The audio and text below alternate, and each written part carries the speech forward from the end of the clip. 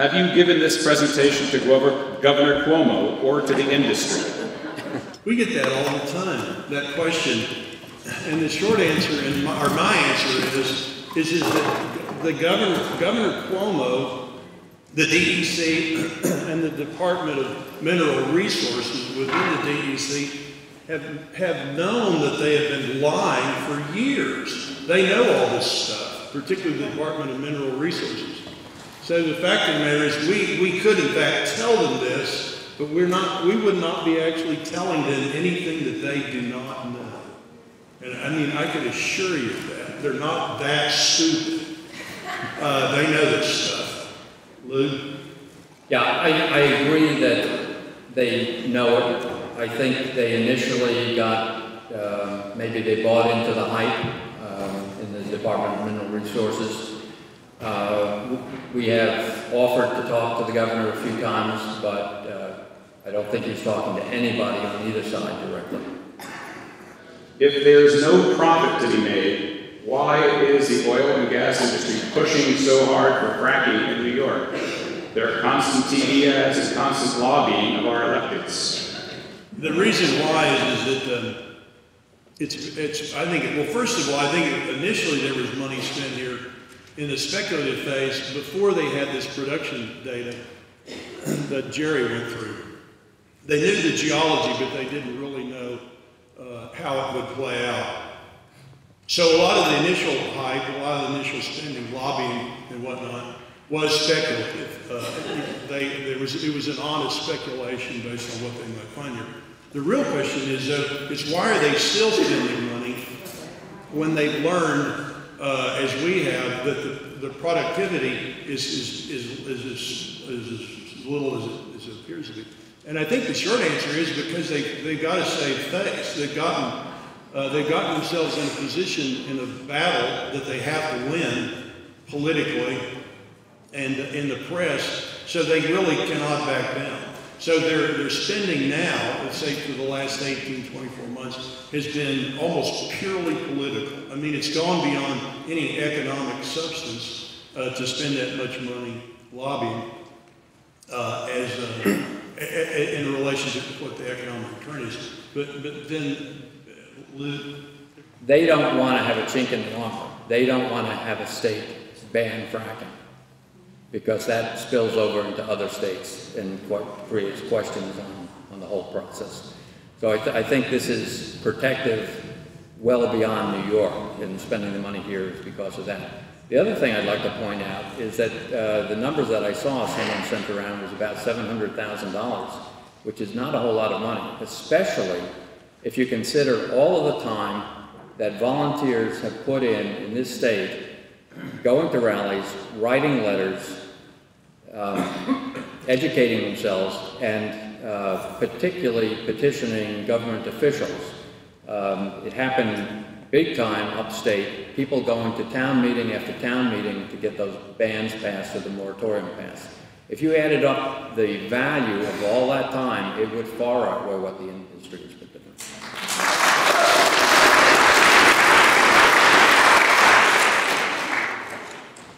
Would these wells on average be profitable at global natural gas prices? the answer is yes and no. Some of as Jerry said, we ran the price up to, on our sensitivity, on our economic analysis, up to $8 a thousand cubic feet, which is, and in the chart that I showed, the last chart about the macro prices is that even though there are obviously LNG terminals permitted and being built on the Gulf, and there's proposals to be permitted and built on the East Coast, is that that's only a very relatively small percentage of the domestic production. So in other words, you could in fact sell the gas, in Yokohama for $12 an MCF, but only so much of it can get on that tanker. It's not like it'll all go to Yokohama or to Spain. So the short answer is that we don't think it will get up more than about $8 an MCF over the plan horizon. But even if it did, as Jerry said, at some point the shale is so thin and so shallow that the line of where it becomes totally economic is not much further beyond the line that he was showing in those border counties. Now, at some point, and we did, and gets a little complicated. When I was back at ARCO, we did what we called energy return on investment. And basically, the long and the short of it is at some point, like say a 50-foot shale, at 3,000 foot depth, it takes more energy, literally, to produce the gas that you get out of it than you get out. So at some point you get to a point where in New York State, before you even cross say Interstate 88, where you wouldn't have get enough gas out of the well to even bother to pay for the cost of the energy that it would take to produce the gas. So yeah, it would change the spatial area that might see drilling in the state, but it wouldn't increase it very much. And as Brian pointed out, that's because it gets so shallow and so thin so quickly, moving north into New York State. I think you also have to look at what's going on internationally. Qatar, that has a huge export capacity.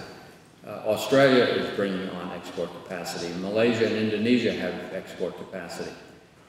What's going to happen when that first U.S. cargo goes on the international market?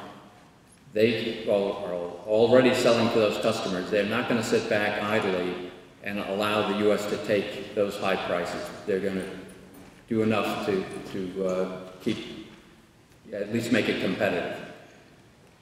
Qatar is producing conventional gas. They don't have to frack. They don't have all the costs of fracking. So they're taking conventional gas out of a huge field, the world's largest conventional natural gas field, and liquefying it. So their cost is way, way less than it will be to take frack gas, liquefy it, and ship it out of the U.S. Also, the question about whether they're going to drill in New York depends not only on price, but supply. Just across the border in Pennsylvania, they have much greater supply and much better prospects.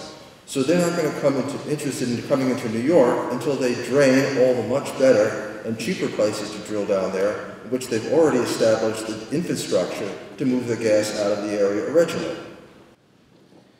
Are companies continuing pursuit of fracking as a way to maintain stability in the value of their shares?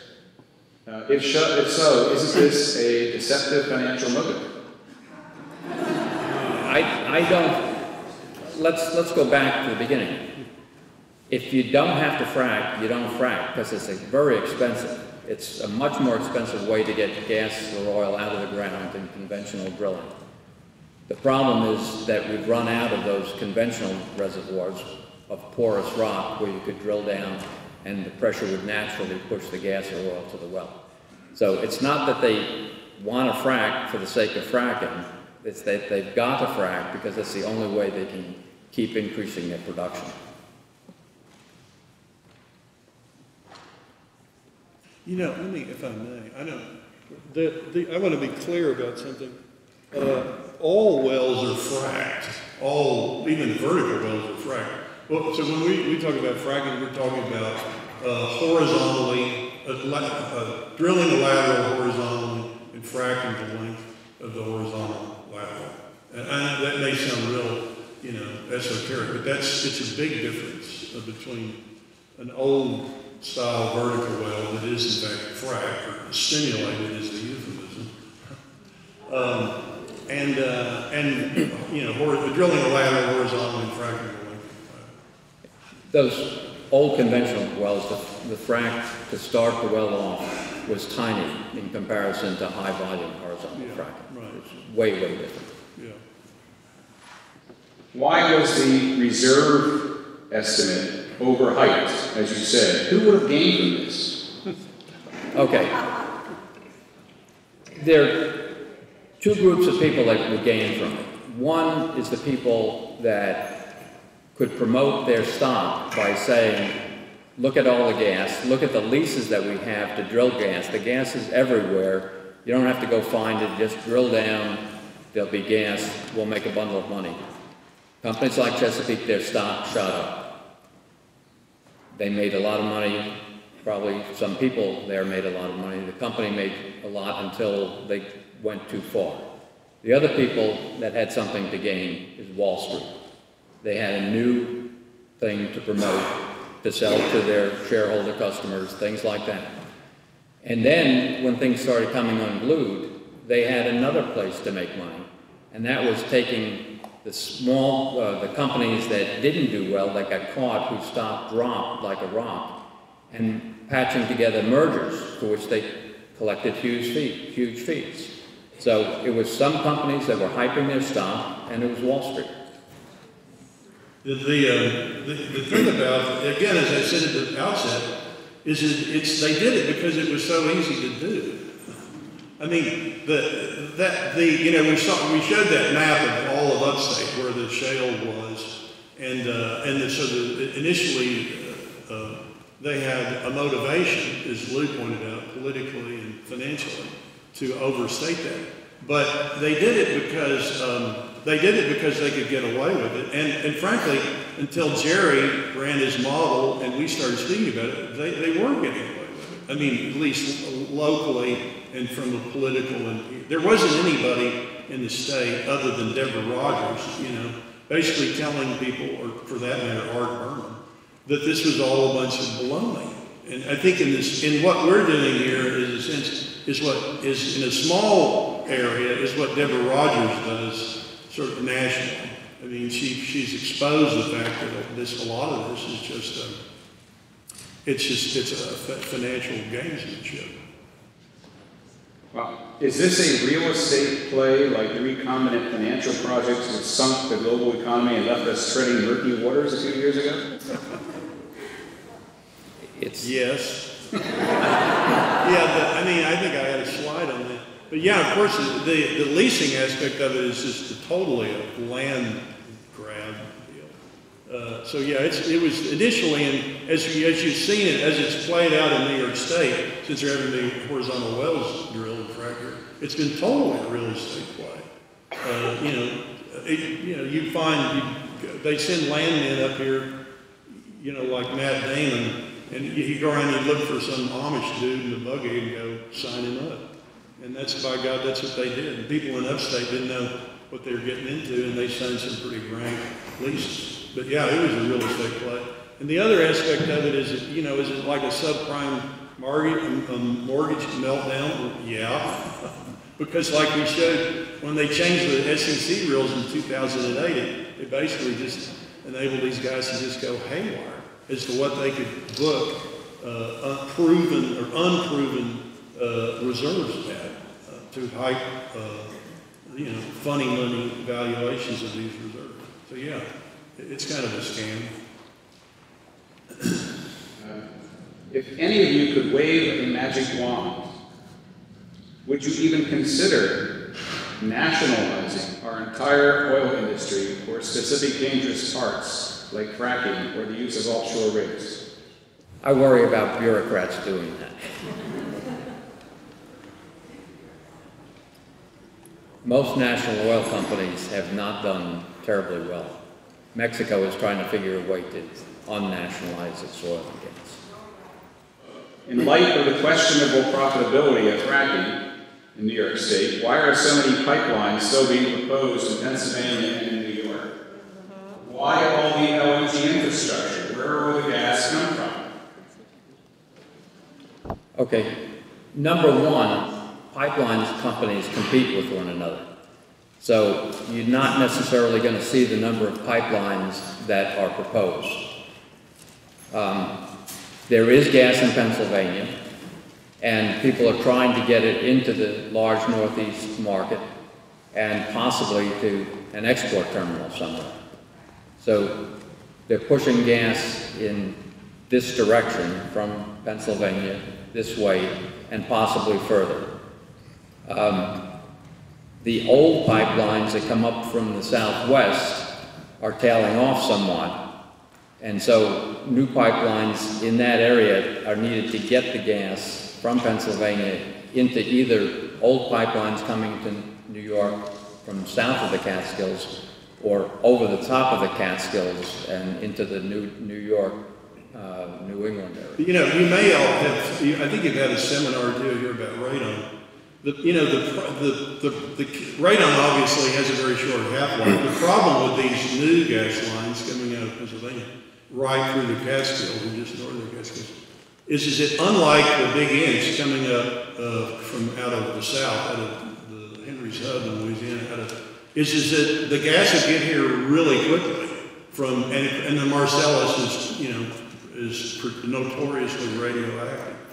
Radon is a daughter of radium-226, 228. So if it got here quickly on one of those new pipelines, then it would have enough radon to kill you. The half-life of the radon would be such that it would be deadly. You know, fortunately, one of the reasons why it's not too deadly, and from what the gas supply now, is because it takes that long. By the time it gets here from Texas, it's decayed sufficiently. But the closer you get to the wellhead, whether you're an oil field worker or whether you're at the end of the short pipeline, the more hazardous that radon is.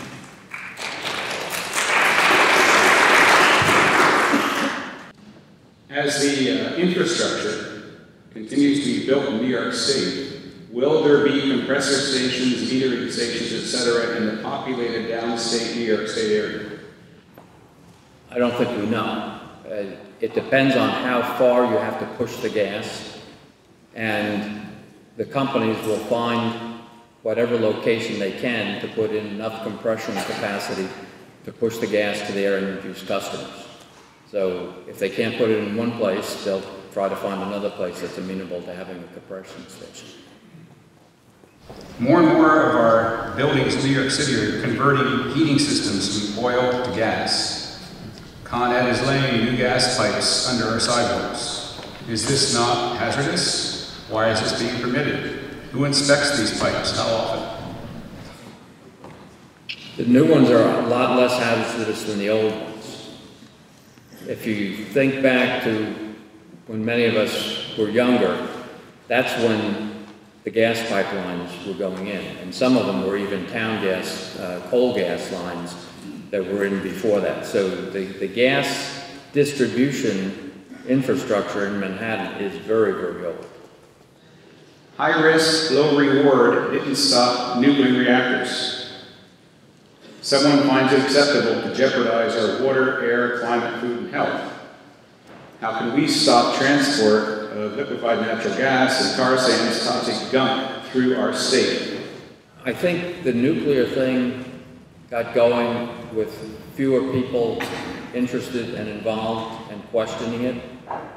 People like you who are here tonight and people at other meetings that we've had around the state are forced to push for some kind of sanity in how we develop energy and where we go from here. So I think the big difference between nuclear and what's going on today is public awareness, public knowledge, and the public being willing to put pressure on political leaders to do the right thing. Lou described the DEC's proposed regulations for fracking as weak. Why is that the case? Well, I'll give you a combination of why and how. I think that the industry started talking early to the DEC and basically wrote the regulations for them. As far as how goes, if you look at the distances from houses, 500 feet, which could be waived if the owner agrees to it, distances from drinking water, numerous things in the regulations were established with the industry holding the hand of the DEC in writing the regulations. And as Chip said, many of them are weaker than they are in other states. Most people don't realize it, but the New York State has some of the most inadequate and antiquated regulations for oil and gas in the country. We're operating basically with the regulations that were written in 1972 when the DEC was created. We're now talking about the SGUIs, the supplementary guidelines. The original guidelines for environmentally safe drilling were finalized back in 1992. The aim of those guidelines were to revise, even way back then, thoroughly out-of-date regulations. No regulations were ever generated from those guidelines. The proposed regulations were proposed, hearings were held, and then the industry killed them. If I may, you know, the reason we know that is because Brian foiled the DEC. And they didn't, when he asked them what happened to the regs from '92, they had hearings. Some of the regs that they proposed back then were actually pretty good. They had hearings over several years. So anyway, said Brian, this guy sitting right next to him, he asked the DEC, well, I'd like to see a copy of that. I'd like to see a transcript from those hearings. And you know, the DEC said, he said, we lost them. We lost them. And oh, how did you know? We changed, we moved buildings, and, you know, whatever, and they got thrown out. And he didn't take that for an answer. So he hired a lawyer or something and kept after him. And sure enough, their lawyers were back and they had it. They had the regs, they had the comments of the regs. And the regs that they had in '92 after all those meetings were better than the ones that they proposed in 2009. But they pretended like they had lost it. And this guy right here, he made him fork it up.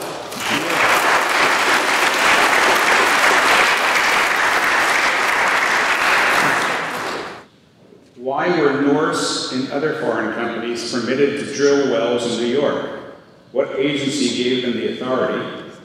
And who did Chesapeake sell their leases to in Pennsylvania? Well, first of all, keep in mind that U.S. companies are drilling all over the world. So this is not something that's unusual. Companies do drill internationally. I've been involved in wells in a number of different places. So I don't see why you would say a given company shouldn't drill. They were just particularly bad at it, Norse was. But we also have Statoil. We've got Shale, which is actually not a U.S. company. It's a Dutch-British company, operating here all the time. BP operates in the States all the time. So I don't think there's nothing in particular that prevents them from setting up a U.S.-based drilling company. I forgot the other one. You know, I guess maybe the real question is, how is it that such a marginal operator? I mean, Gaston was a Toronto penny stock company. Norse was, you know, an Oslo / UK exchange penny stock. So how is it that they how did they get a permit to drill a well at all? And I think the short answer is that the standards for getting a drilling permit in the state are pretty loose. That's not, you know, atypical. But as for instance, they had no road use agreements in the towns and the counties that they drilled in, Norse. In some of the counties and the towns, they chased them down and made them sign road use agreements. But basically, if they didn't have a road use agreement, they would have torn up the road, you know, prospecting for gas and left. And in the case of some towns in upstate, they tried to welsh on their road repair obligations. So they were very marginal, as Lou mentioned. That's the kind of thing, that's the kind of operator that you would expect in an area that's this iffy. You know, but again, they in this state they can get a permit to go out there, and there's nothing to prevent them from tearing up a road. We should go back and link that to the question about regulations before. There is no requirement to have experience to get a permit to drill a well. To drill a water well, you have to pass some tests. To drill an oil well, you just sign. And the way the regulations are written, the DEC basically has no choice but to issue the permit. as long as the company submits a valid permit application. The permit shall be granted. Yeah, and if I know we're tearing this question to pieces, but and there's some good ones to come. Yeah, but it's like he said, that the SGICE is really just a way to get around an environmental review. I mean, the SGICE is what it says. It's a generic environmental impact statement. And so if your well permit qualifies under this broad scope of the SGICE, then that means you don't have to do an environmental review of that well. So it's the whole SGICE process is literally a way to circumvent environmental review on a site-specific basis, on a well-by-well basis. Get back to the regulations issue. Why is it that we can inject diesel into fracking fluid into the ground, but my number 2 fuel oil tank is heavily regulated, and if it leaks, I can be arrested and there's a major environmental hazard? It's because of the Halliburton loophole. This activity is exempt from things that most other businesses and industries are not exempt from. Right. If I may, that's true. The other thing, that's interesting thing about the DEC is, I don't know if it was the people were referring to the DEC or the EPA, but the regulations, the DEC's regulations on building a dock in a lake, or, I mean, you name it, are stringent compared to, I mean, and some environmental aspects of the DEC is really on top of, really procrustean, I mean, really tough on you.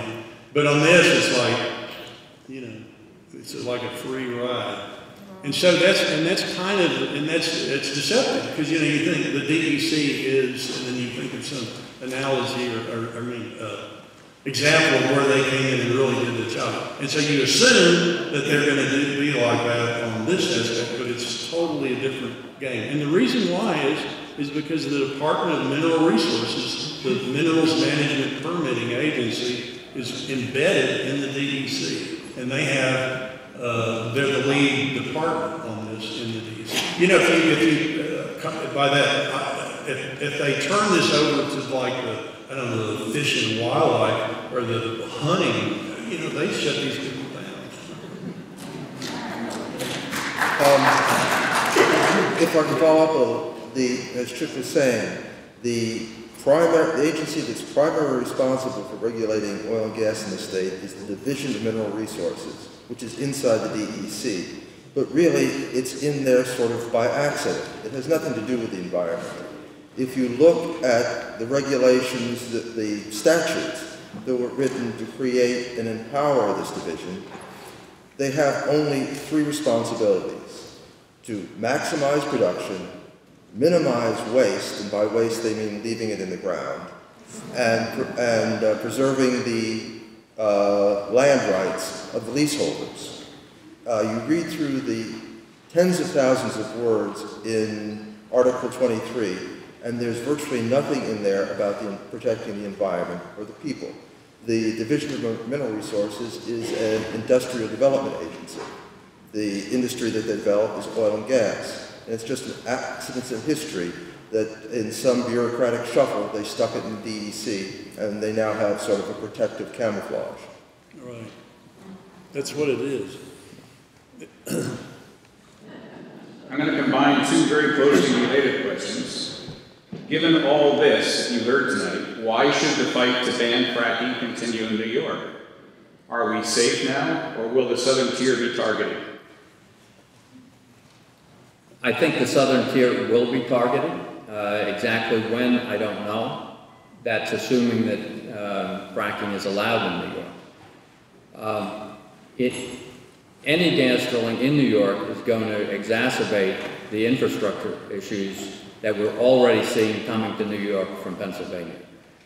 We have shale gas cuttings, the well cuttings, being dumped in New York State landfills. We have brine being spread on the roads. We have the possibility of export terminals, lots of things. So it's really important to take a stand and do something about it.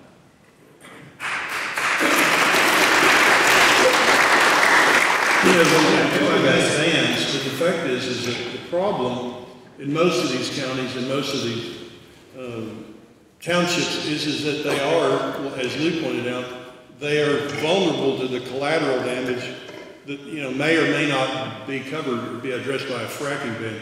And as he showed, New York was basically teed up by the same cowboys, I think is teed up Pennsylvania in terms of the way it's been set up, lobbyists and whatnot. And so there's things that are legal in New York that are not even legal in Texas. And for instance, spreading frack waste on a road, as a dust suppressant is illegal in most western states. It's illegal in Texas. Spreading frack waste from Pennsylvania, calling it de-icer, or even calling it brine, which is kind of amusing. It's not brine. It's illegal in Texas. So the state's compulsory integration law is practiced by the DEC is the worst in the United States. There's more compulsory integration done in the state of New York than there is in Texas. That's where people get forced into a well. Either they have three choices in New York. They can go down sideways, head first or feet first, but they get pushed into the well. There is no bifurcation of the minerals permitting agency and the environmental agency in New York State. That's really unusual. I mean, in most states, Texas and other states, Oklahoma, Colorado, they at least nominally have an independent environmental agency. But in New York State, they're combined. I mean, the Department of Mineral Resources, it says right so in the SCI, is in charge. It's the lead department for permitting wells in this state, meaning that, within the DEC. So, the box guards the in-house. So there's a lot of things that need to be done at the state level and at the county and the township level, in addition to just banning fracking.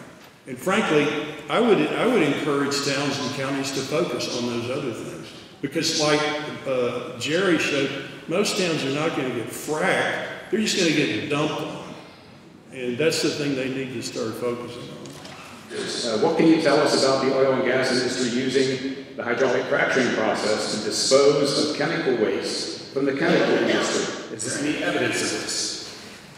I don't think it's the fracking process, and I don't think they're using chemical waste as chemical waste to frack. They're using chemicals that will do what they need to do down in the ground, and there are several different things that they need to accomplish, and it would take a long time to go through them, but the link to that, though, is disposal wells, and the chemical industry uses disposal wells to dispose of their chemical waste the same way the fracking industry uses disposal wells to dispose of fracking waste. They're usually not the same. They're usually separate wells that handle different types of waste, but the process is the same. This is for the four of you. I didn't like this, honest. Professor Ingraffia once said, "There's no such thing as a safe well," quote and unquote. Please elaborate. You said that, really? Sure. Okay. Well, You're absolutely right, Professor. Nobody got the professor. drilling is an industrial process, so there are some risks with it.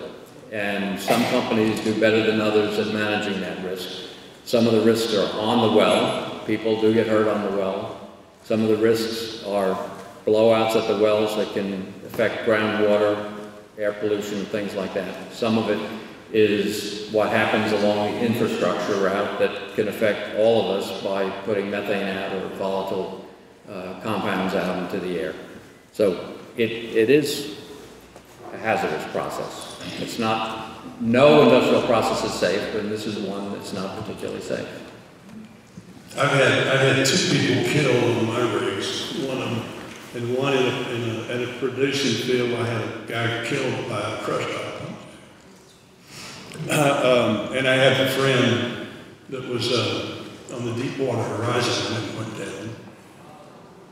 And he survived to sue BP. So it's hazardous to your health to drill a well, and that's just the beginning of it. Is there no shale oil in New York?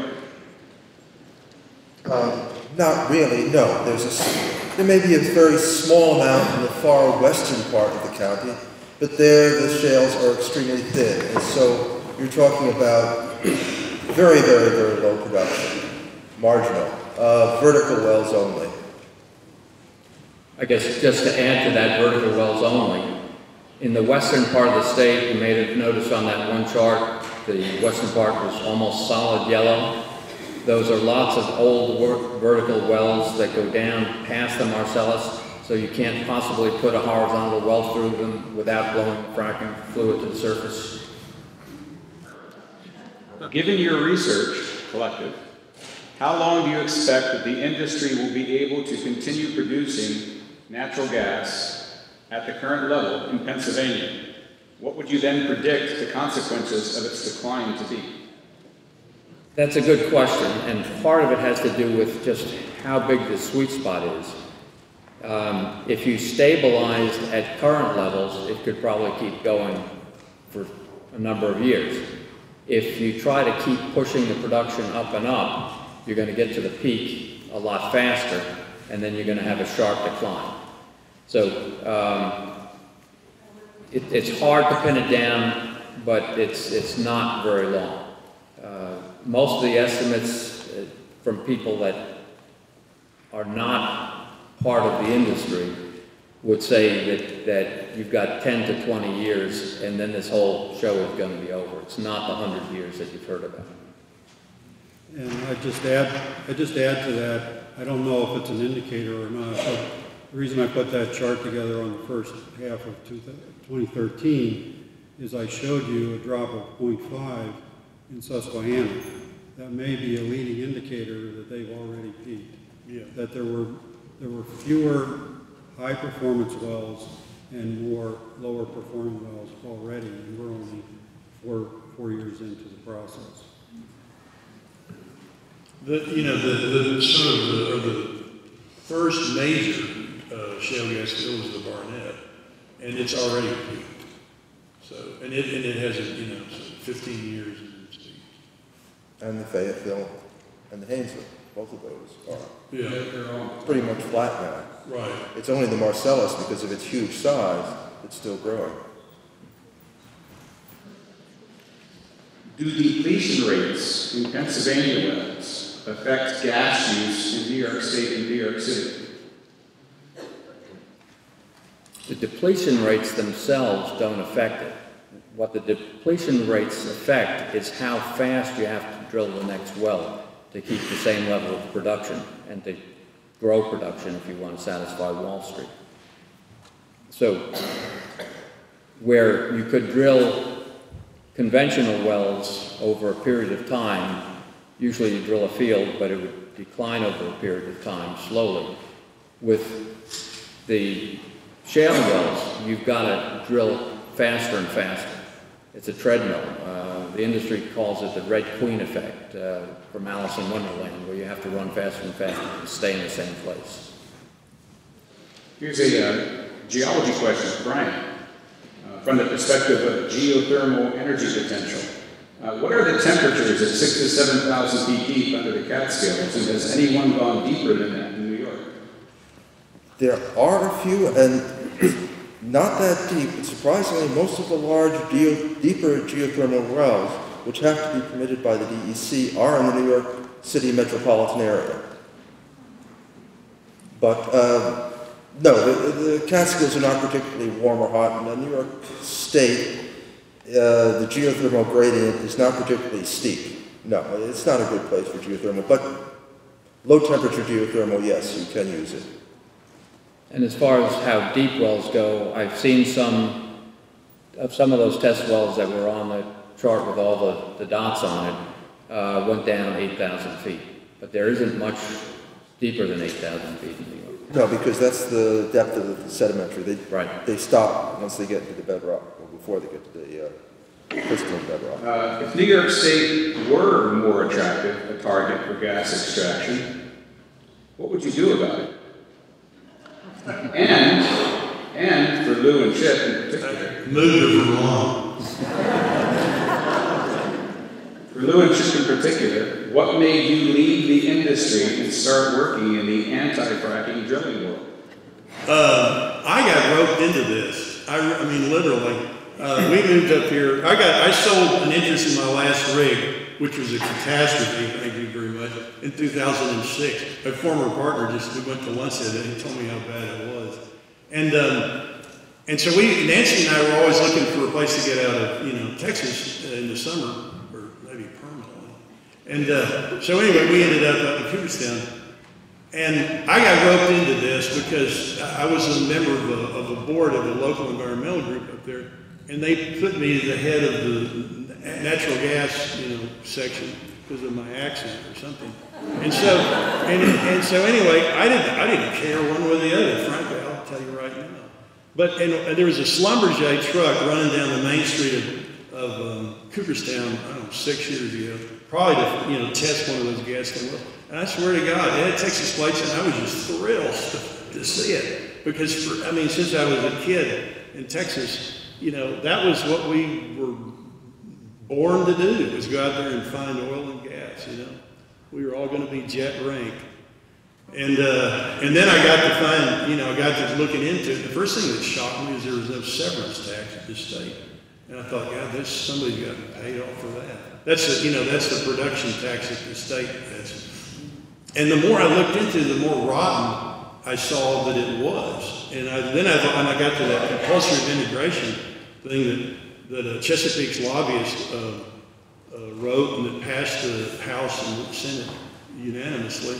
And I thought, I thought Louisiana was corrupt, but this place is something else. And that's when I got into it. And frankly, I started getting mad. But what got me mad was the severance tax. In fact, there is none. And that compulsory integration. And, I've just stayed mad ever since. I guess mine is somewhat similar. I retired in 2000 after the ExxonMobil merger, and with the intention of never doing oil and gas again. And about 5, 6 years ago, people who knew that I had worked in the industry said, well, what do you think about this fracking? And I said, well, I don't know a whole lot about it, but methane's better than coal, so probably okay. And they said, well, what do you think about drilling wells 100 feet from the lake that supplies the water to Cooperstown? Chip and I both live in Cooperstown.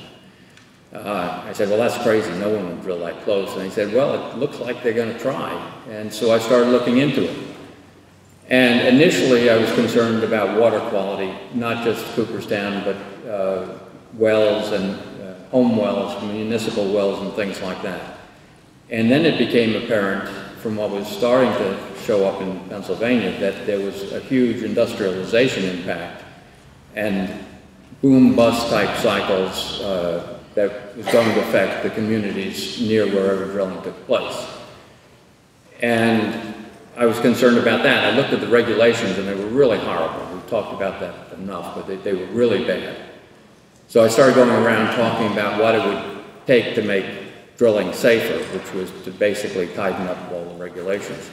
But as we've gone on, it's become more apparent that the release of methane from the whole process is the most serious problem that we face, because that is such a huge greenhouse gas that if we don't control it, we're just exacerbating the global warming problem and pushing it forward.